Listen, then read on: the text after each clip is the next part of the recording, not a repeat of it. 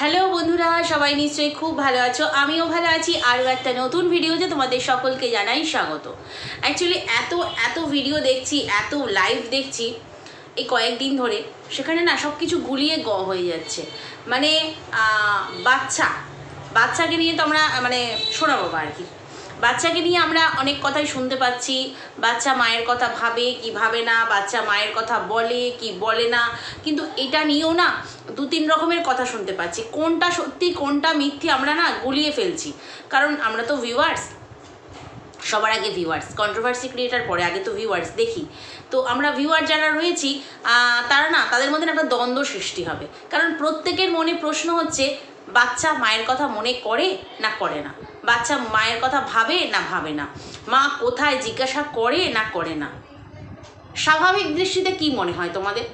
স্বাভাবিক দৃষ্টিতে কি মনে হয়? আমার তো মনে হয় করে। এখন না করুক, প্রথমটা করতো। যখন বেরিয়ে এসছিল মা বাড়ি থেকে, তখন অবশ্যই মাকে খুঁজতো। কারণ একটা 2-2.5 বছরের বাচ্চা সে মাকে খুঁজবে না, সেটা ভাবাটাও কিন্তু একটা ভুল। তো আমার মনে হয় করে। তো আমার মনে হওয়াতে তো কিছু যায় আসবে না। কারণ যারা বাচ্চার কাছাকাছি আছে, যারা বাচ্চার খুব ক্লোজ আছে, তারাই সত্যিটা বলতে পারবে। তো আমরা কতটা সত্যি জানতে পারছি সেটাতেও একটা বিভ্রান্তি হচ্ছে। এখানে কে সত্যি কে মিথ্যে এটা গুলিয়ে যাচ্ছে। যাই হোক, সত্যি মিথ্যে সবটাই তোমাদের সঙ্গে শেয়ার করব।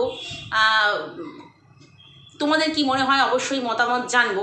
তার আগে একটা কথা বলি, কালকের ভিডিওতে শুনলাম অ্যান্টি মুসলিম নিয়ে কিছু কথা বলছে বাচ্চার বাবা। অ্যাকচুয়ালি অ্যান্টি মুসলিম তাকে কিন্তু কেউ বলেনি, হ্যাঁ। আর যেহেতু দেশদ্রোহী কথাটা এসেছে, অ্যান্টি মুসলিম আর দেশদ্রোহী দুটো কিন্তু পরস্পর বিরোধী কথাবার্তা। তো সেখানে তাকে কেউ অ্যান্টি মুসলিম বলেছে বলে আমার মনে হয় না। শুনিও নি কোনো কন্ট্রোভার্সি ক্রিয়েটার বা কোনো ভিউয়ার্স বলেছে। কেন বলবে? তার কারণ হচ্ছে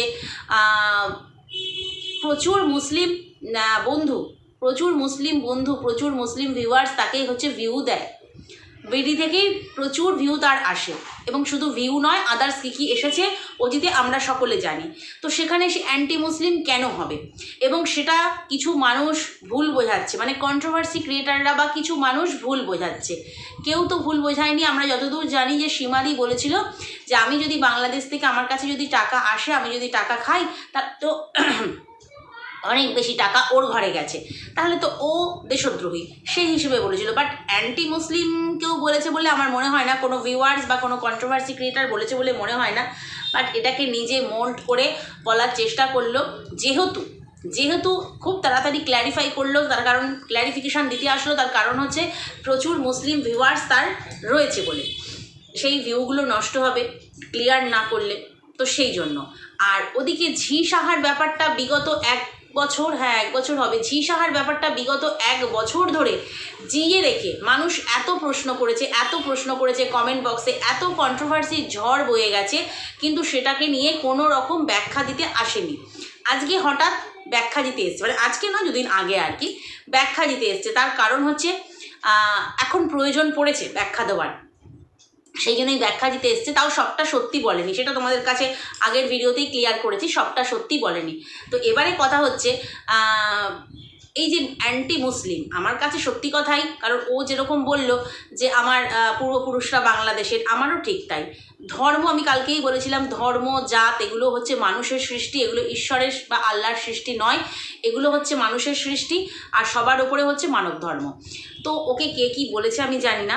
এবার দ্বিতীয় কথা হচ্ছে, ঝি সাহার ব্যাপারটা এতদিন পর ক্লিয়ার করলো, আর ওই ব্যাপারটা এত তাড়াতাড়ি ক্লিয়ার করতে এলো, তার কারণ একটাই, প্রচুর ভিউ, প্রচুর টাকা, গিফট প্রচুর এসছে ওই দেশ থেকে, অনেক মুসলিম ভাই বোনদের কাছ থেকে বা বন্ধুর কাছ থেকে।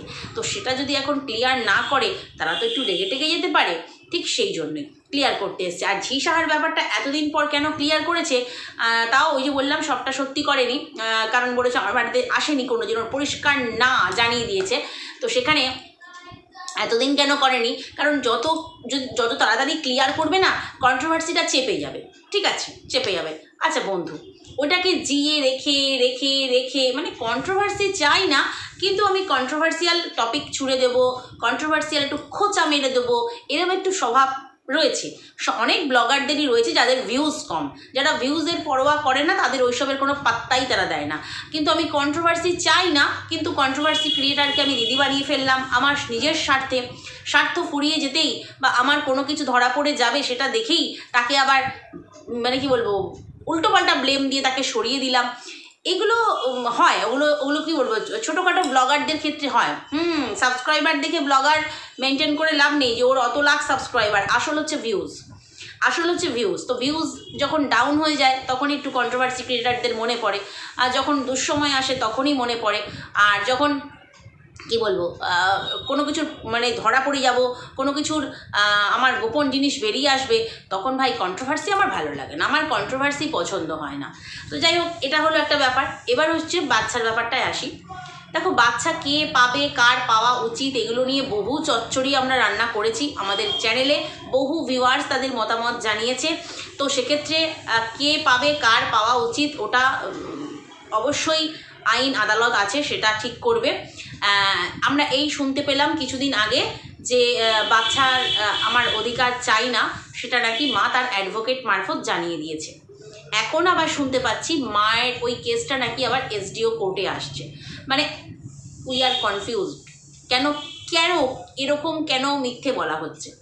একবার বলে দিচ্ছে মা চায় না, পরিষ্কার জানিয়ে দিয়েছে, সেই শর্তে রাজি আছে, আবার দ্বিতীয় শর্ত হচ্ছে মা আবার কেসটা কন্টিনিউ করছে। আমরা বুঝতে পারছি, আমরা ধোঁয়াশায় আছি। ওই জন্যই বললাম যে কে সত্যি কে মিথ্যে, মা সত্যি না মায়ের পক্ষ হয়ে যারা বলছে তারা সত্যি? অবশ্যই তারা কোর্ট কেসের ব্যাপার যেহেতু খবরাখবর নিয়েই বলছে। এবার বাবা যেটা অন ক্যামেরা বলছে সেটা সত্যি না কি সত্যি মিথ্যা গুলিয়ে যাচ্ছে। এবারে কথা হচ্ছে, এই কদিন আগের লাইভে দেখলাম ম্যাডাম বলছিল, তোমাদেরকে আমি ভিডিওতেও বলেছি, ম্যাডাম লাইভে বলছিল যে আমি পার্সোনালি বাচ্চার বাবার নাম করে বলছিল যে আমি জিজ্ঞাসা করেছি যে এই সত্যি বলো তো যে বাচ্চা কি কখনো মায়ের নাম নেয় না, কখনো মায়ের কথা মনে করে না, কখনো মায়ের মানে কথা জিজ্ঞাসা করে না? তো বাচ্চার বাবা নাকি ম্যাডামকে জানিয়েছে যে প্রথম 7-8 মাস নাকি বাচ্চা শুধুমাত্র মায়ের ভিডিওই দেখতো। ওই জায়গাটা শুনে আমি পুরো স্তব্ধ হয়ে গেছিলাম কিছুক্ষণের জন্য। রাত্রেবেলা ভিডিও দেখছিলাম, কিছুক্ষণের জন্য আমি চোখ বন্ধ করে মোবাইলটা জাস্ট বুকের উপর রেখে না আমি কিছুক্ষণের জন্য স্তব্ধ হয়ে গিয়েছিলাম ম্যাডামের ওই লাইভের ওই অংশটুকু শুনে। এবং আমি যখন ভিডিওতে ওই কথাগুলো বলেছিলাম অনেকেই চোখের জল ফেলেছিল, কারণ বাচ্চা 7-8 মাস পর্যন্ত নাকি মাকেই খুঁজেছে, শুধুমাত্র মায়ের ভিডিওই দেখেছে। কিন্তু 7-8 মাস পর থেকে বাচ্চা নাকি মায়ের ভিডিও সামনে আসলে স্কিপ করে চলে যায়। যখন স্ক্রল করে মোবাইল, তখন যদি মায়ের ভিডিও সামনে চলে আসে, যেহেতু থাম্বনেলে মায়ের ছবিই থাকে, চলে আসে, বাচ্চা নাকি স্কিপ করে চলে যায়। তো এটা শুনে আমার খুব খুব খুব কষ্ট হয়েছিল। আমার মতো হয়তো সেই সময় লাইভটা যারা শুনেছিল, এই 1 সপ্তাহ কি কদিন আগেকারই হবে, 10 দিন আগেকার হবে আর কি। তো এটা গেল একটা কথা। তো তখন আমাদের মনে হয়েছিল ওটাই স্বাভাবিক, কারণ এর আগে যখন খেয়াঘাটের কাছে গিয়েছিল, ওর মা সদ্য চলে গেছে, তো তখন কিন্তু বাচ্চা ওই নৌকা দেখে বলেছিল ওইখানে মাম্মাম আছে, ওইখানে মাম্মাম আছে, আমি মামার বাড়ি যাব, আমি মাম্মামের কাছে যাব। আমরা শুনেছিলাম, সেই ভিডিওটাও ছিল, অনেকটা পুরনো, 2 বছর প্রায় হতে যায় মা বেরিয়ে যাওয়ার সঙ্গে সঙ্গেই। তো তারপরেও আমরা রাত্রেবেলা লাইভ চলছিল একদিন, সেই সময় শুনেছিলাম বাচ্চা কেঁদে উঠেছে, যেহেতু দুধের শিশু, মায়ের দুধ খায়, কেঁদে উঠেছে। কীভাবে যে সেই সময়টা ভুলিয়েছিল, আমি দোষ দিচ্ছি না, আমি কাউকেই দোষ দিচ্ছি না, আমি শুধু কনফিউজ, আমার মতন অনেক দর্শক কনফিউজ যে কে সত্যি বলছে। কারণ লাইভে ম্যাডামের মুখ থেকে এই সত্যিটা শুনলাম যে হ্যাঁ, বাচ্চা 7-8 মাস মাকেই শুধু খুঁজেছে ভিডিওর মাধ্যমে। খুব প্রয়োজন ছিল তখন, তার খুব মন খারাপ করেছে, কারণ বাচ্চার যেটা কি বলে বাচ্চার যে মানসিক অবস্থা, এগুলো নিয়েও তো পড়াশোনা হয়, এগুলো তো আমরা জানি না ঠিকঠাক। অবশ্য স্বাভাবিক দৃষ্টিতে একজন মা হিসেবে যেটা বুঝতে পারি, সে 2 বছরই হোক, 2.5 বছরই হোক, যত ছোটোই বাচ্চা হোক, তার মায়ের যে স্পর্শ সেটা বাচ্চা না পেলেই কিন্তু খোঁজে। সেটা কি বলবো, হয়তো মায়ের সাথে নারীর টান, এজন্যই খোঁজে। শুধু তো রক্তের টান না, নারীরও একটা টান থাকে, যেটা আর কারোর সাথে থাকে না। রক্তের থাকলেও নারীর টান শুধুমাত্র মায়ের সাথেই থাকে। তো এবারে কথা হচ্ছে, এটা গেলে একটা কথা শুনে সেদিনকে অবাক হয়েছিলাম। এবারে হচ্ছে বাচ্চার বাবা এই কোশ্চেন অ্যান্সার ভিডিও করলো, যখন প্রশ্ন উত্তরের ভিডিওতে বাচ্চার বাবাকে জিজ্ঞাসা করা হয়েছিল ও কি কোনোদিনও মায়ের নাম করে, কিন্তু বাচ্চার বাবা বলল একদিনের জন্য মা কোথায় জিজ্ঞাসা করেনি, একদিনের জন্য মায়ের নাম করেনি বলল। তাহলে প্রশ্ন হচ্ছে একটাই, যে কে সত্যি বলল কে মিথ্যে বলল। ম্যাডাম বলল 7-8 মাস শুধু নাকি ওই ভিডিওই দেখেছে। মানে তাহলে কি বাচ্চার বাবা দ্বিচারিতা করছে? দ্বিচারিতা বলতে ম্যাডামের কাছে একরকম কথা বলছে, মানে সত্যিটাই বলছে ম্যাডামকে, আর দর্শকদেরকে মিথ্যে বলছে। ঠিক যেভাবে মিথ্যে বলল জি সাহা আমার বাড়িতে আসেনি, সেইভাবেই। আচ্ছা, আমরা তো স্বাভাবিক ব্যাপার, এটা শুনলে তো বাচ্চার কোনো দোষ বা তাদের কোনো দোষ নেই যদি বাচ্চা প্রশ্ন করে মায়ের কথা। ও তাহলে কি মায়ের টানটা বেড়ে যাবে, মা আরও কোর্ট কাচারি করবে, সেই জন্য মানে আরও বেশি পাওয়ার জন্য চেষ্টা করবে সন্তানকে, সেই জন্য মিথ্যে বলে গেল যে মায়ের নাম কোনোদিনও করেনি, মাকে কোনোদিনও মনে করেনি, ভগবানের ইচ্ছে, ভগবানের দান, হ্যান ত্যান এ সমস্ত বলল। তো স্বাভাবিক ব্যাপার তো নয়, তাহলে সেটা স্বাভাবিক ব্যাপার নয়। একটা বাড়িতে আমরা দেখেছি, আমি অনেক পুরনো ভিডিওতে দেখেছি যে মা বাচ্চার একসঙ্গে শর্ট ভিডিও, মা বাচ্চার সঙ্গে খেলার ভিডিও, নাচের ভিডিও, তারপরে ব্লগেও তো দেখেছি অনেক সময় মা বাচ্চাকে কোলে নিয়েছে। হ্যাঁ, ঠাম্মির কাছেই বেশি মানুষ হয়েছে, আমরা সবটাই জানি। তো কিন্তু হঠাৎ করে বাচ্চাটা, সেই মানুষটা মিসিং তার জীবন থেকে, সে একবারও প্রশ্ন করবে না, সে একবারও কাঁদবে না, সে ভিডিও দেখছে একবারও জিজ্ঞেস করবে না যে মাম্মাম কোথায়। এগুলো একটু মানে অতিরঞ্জিত করে বলা হচ্ছে, অতিরঞ্জিত। তো সেক্ষেত্রে বাচ্চা কার কাছে থাকলে ভালো থাকবে সেটা আমরা সকলে এখন জানি, এবং যারা মানতো না তারাও মেনে নিয়েছে যে বাচ্চা কিন্তু তার নিজের বাড়িতে থাকলেই ভালো থাকবে, সেখানে ঠাম্মি দাদু বাবা সবার স্নেহে সে বড় হবে। আর এই মায়ের ফ্যামিলি, মা কোথায় নিয়ে গিয়ে রাখবে বাচ্চাকে, যার যেখানে তাকে নিজেকে টাকা দিয়ে থাকতে হয় সেখানে কোথায় রাখবে? তো সেই জন্যই আমরা সবাই জানি, সবাই মানি যে বাচ্চা কোথায় ভালো থাকবে। তো সেটাকে নিয়ে দর্শকদেরকে মিথ্যে বলা যে না কোনোদিন একদিনের জন্য বলেনি, তাহলে কি ম্যাডামকে মিথ্যে বলেছে? ম্যাডাম আমাদেরকে মিথ্যে বলল না বাচ্চার বাবা মিথ্যে বলল? মানে বাচ্চা আসল কি চেয়েছে, কি করেছে সেটা বাচ্চাই একমাত্র জানে, বাচ্চার বুকের ভিতরটাই একমাত্র জানে, ওর কষ্টটা ওই জানে। ঠিক আছে, আমরা আমাদের মন মানে কি বলবো, রং চড়িয়ে এই একরকম ও একরকম বলছে, আমরা শুনছি, কিন্তু আসল কথা সেটা কিন্তু বাচ্চাই জানে। হ্যাঁ, বাচ্চা যত বড় হবে আস্তে আস্তে সবটা বুঝতে শিখবে, ভিডিও দেখবে, যেহেতু মোবাইলে ভীষণভাবে মানে কি বলবো ও ঘনিষ্ঠ, বাচ্চা বেশ মোবাইল দেখে, তো আসতেই পারে মায়ের ভিডিও, যেহেতু বাড়িতে দেখা হয় ওই ফোন থেকেই যেহেতু ও দেখে, হোম পেজে চলে আসতেই পারে। তো সেক্ষেত্রে আজকে না হোক কিছু বছর পর গিয়ে হয়তো মায়ের প্রতিও একটা ঘেন্না বলো, একটা বিদ্বেষ বলো, একটা রাগ বলো, অভিমান বলো, সবটা জন্মাতে পারে। কিন্তু 2.5 বছরের বাচ্চা যে সময় ছেড়ে এসেছিল, 2-2.5 বছরের বাচ্চা, সেই দিন থেকে সে একদিনও মাকে খোঁজেনি, এটা একটুখানি বেশি বাড়াবাড়ি করে বলা হলো না, মানে বেশি মিথ্যে কথা বলা হলো না, তাই মনে হলো যেন।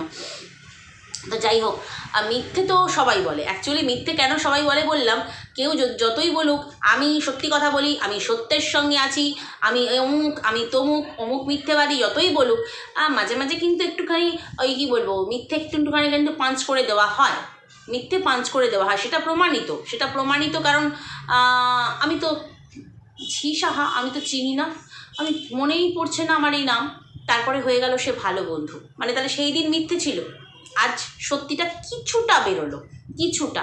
তারপরে হলো কি, তোমার বাড়িতে ছিল প্রশ্ন, দর্শকদের প্রশ্ন, তোমার বাড়িতে কি এসেছিল? না, আমার বাড়িতে আসেনি। হয়তো কিছুদিন পর গিয়ে দেখবো হ্যাঁ আমার বাড়িতে এসেছিল, আমার এই পেটটা কমাতে এসেছিল, পেটটা অনেক বেড়ে গেছে, কালকে বলছিল আম খেয়ে বললো যে পেটটা আমার কমাতে এসেছিল, সেই সময় সে রিলস করে ফেলেছিল। আসবে, এই কথাটাও আসবে, সেই সূত্রে সে আমার বাড়িতে এসেছিল পেটটা কমানোর জন্য। মানে ওটা এখনও স্ক্রিপ্টেড হয়নি, মাথায় আসেনি, আমি বলে দিলাম, ভবিষ্যতে বলে দেবে। কারণ যে প্রশ্ন উত্তর বা যে লাইভের কথাগুলো সবগুলো যে স্ক্রিপ্টেড সেটা কিন্তু পরিষ্কার বোঝা গেছে। তোমাদের কার কার মনে হয়েছে যে ওটা নিজে থেকে বলছে, সমস্ত উত্তর স্ক্রিপ্টেড? তো সেখানে ওটাও পরে আসবে যে আমার এই পেটটা বেড়ে গিয়েছিলো, সেই সময় আমার ওয়েটটা খুব বেড়ে গিয়েছিল, তো আমার রিফ্রেশমেন্টের জন্য, আমার ওয়েট কমানোর জন্য আমি ওনাকে বাড়িতে, যেহেতু ও ওই প্রফেশনে আছে, ভীষণ স্ট্রাগল করে ওই প্রফেশনে ও দাঁড়িয়েছে, তো এইরকম লাইফস্টাইল বরাবরই লিড করেছে, আমরা শুনেছি ঝি সাহা। তো সেই রকমই ক্লায়েন্টের বাড়িতে যায় আমরা দেখেছি, কারণ এর আগেও দেখলাম একটা মা মেয়ে দুজনেই ওর কাছে করে, তো মায়ের পা দেখালো, মেয়ের মুখ দেখালো। তো যাই হোক, এভাবে তখন কিন্তু ওটা স্ক্রিপ্টেড হয়ে যাবে। আমি বলে রাখলাম, দেখো যে কোনোদিন যখন আবার প্রশ্ন উত্তর ভিডিও করবে, যে তোমার মানে এই কমেন্ট বক্সেই প্রশ্ন এসছে যে তোমার বাড়িতে তাহলে কী করে রিলস বানালো, তোমার সাথে কি করে ফটো শেয়ার করলো, মানে ওই রিলসের মধ্যেই আর কি, তোমার বাড়ি থেকে কি করে সেলফি তুললো, তখন কি বলবে যে আমার এই পেটটা বেড়ে গিয়েছিল, আমার ওয়েট কমানোর দরকার ছিল, উনি একজন যোগা ট্রেনার, ওনাকে আমি বাড়িতে ডেকে করেছিলাম। আমার পক্ষে তো যাওয়া সম্ভব না, আমি প্রচণ্ড ব্যস্ত, প্রচুর ঘরের কাজ, আমার ছেলে সামলাতে হয়, সংসার সামলাতে হয়, বাজার করতে হয়, ব্লগিং করতে হয়, এডিটিং করতে হয়, গাছের আম পাড়তে হয়, আমাকে সবটা করতে হয়। তাই জন্য আমার পক্ষে তো গিয়ে করা সম্ভব না। তাই জন্য আমি বেছে বেছে ওই ট্রেনারকেই আমার বাড়িতে ডেকেছিলাম একটু যোগা টোগা করবো বলে আর কি। তো সেই জন্যই তখনই রিলস করেছিল। উত্তরটা আমি বলে দিলাম, ঠিক আছে? তোমাদের অনেকের প্রশ্ন, তো আশা করি তোমরা উত্তরটার ইনার মিনিং বুঝতে পেরে গেছো। আমার দর্শক বন্ধুরা অনেক বেশি বুদ্ধিমান, আশা করি ইনার মিনিং বুঝে গেছো। কারণ দেখো, ওই যে বললাম, সত্যির সাথে সাথে আমি সত্যিবাদী, আমি সত্য, আমি সব হ্যানা তানা, এর সাথে সাথে একটু করে কিন্তু মিথ্যে পাঞ্চ করা হচ্ছে। সেই মিথ্যেগুলোকে একটু সত্য করে নাও না, আমরা আছি তো, তাই না? আমরা কন্ট্রোভার্সি ক্রিয়েটাররা সবসময় রং চড়িয়ে কথা বলি, শুনছি না, রং চড়িয়ে কথা বলি, আমরা সবাইকে সবার সঙ্গে জুড়ে দিই, ওখান থেকে ধরে নিয়ে এসেছি, এনে ওর সঙ্গে জুড়ে দিয়েছি। তো আমরা হচ্ছে এই রকমই, ওই জন্য তো জুড়ে দিলাম, স্ক্রিপ্টে এটা ছিল না, সেই জন্য না বলে কাটিয়ে গেল যে আমার বাড়িতে আসেনি, ওই জন্য আমি স্ক্রিপ্ট জুড়ে দিলাম যে যোগা শেখাতে এসেছিলো, ব্যাস মিটে গেছে। যোগাতে শেখাতে এসে আমরাও তো কত জায়গায় গিয়ে মন্দিরে যাচ্ছি, এখানে যাচ্ছি, ওখানে যাচ্ছি, রিলস বানাই তো, আমি বানাই না যদিও, যে অনেক আমার সহ ক্রিয়েটাররা বানায়। তো ওখানে ঘুরতে গেছে, এত বড় একটা রাজপ্রাসাদে ঘুরতে গেছে, যোগা শেখাতে গেছে, তো অত বড় দেখে, অত ঘর রং চঙে ঘর টর দেখে ওর একটু রিলস বানাতে ইচ্ছে করেছে, তো রিলস বানিয়েছে। তোমাদের প্রশ্নের উত্তর আমি দিয়ে দিলাম, ঠিক আছে? আশা করি উত্তরটা তোমরা বুঝতেই পেরেছো। তো চলো, এবারে হচ্ছে কথা একটাই প্রশ্ন, যে আমরা কাকে বিশ্বাস করব? আমরা কি বাবাকে বিশ্বাস করব, না বাবার লিগ্যাল অ্যাডভাইজারকে বিশ্বাস করব? মানে কার কথা বিশ্বাস করব? মানে দর্শকদের সামনে একবার এক এক রকম সত্যি তুলে ধরা হচ্ছে, একবার এক এক রকম মিথ্যে তুলে ধরা হচ্ছে, আমরা মানে কি বলবো, দিগ্ভ্রান্ত হয়ে যাচ্ছি।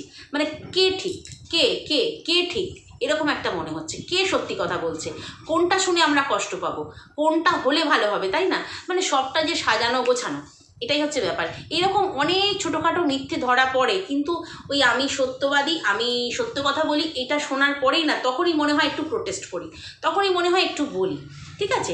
নাহলে যে সবাই সত্যবাদী, একদম যুধিষ্ঠিরের ভাই যুধিষ্ঠিরের বোন, তা নয় কিন্তু। সবাই কিন্তু প্রয়োজনে, সবাই, ইভেন আমিও।